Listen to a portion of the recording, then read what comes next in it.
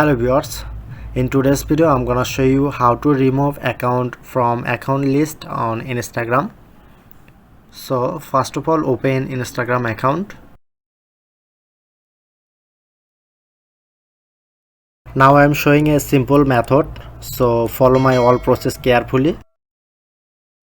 Click on the profile icon. Look at the right corner, tap on the three line,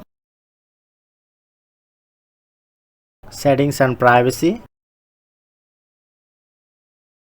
Scroll down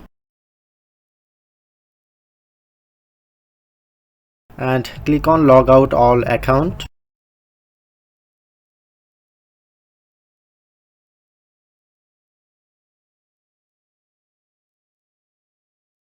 Now shown here 3 account. Now I'm delete on by on. Tap on the setting icon.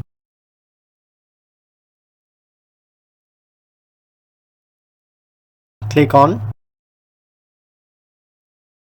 and then finally click on remove profile. Okay, now done.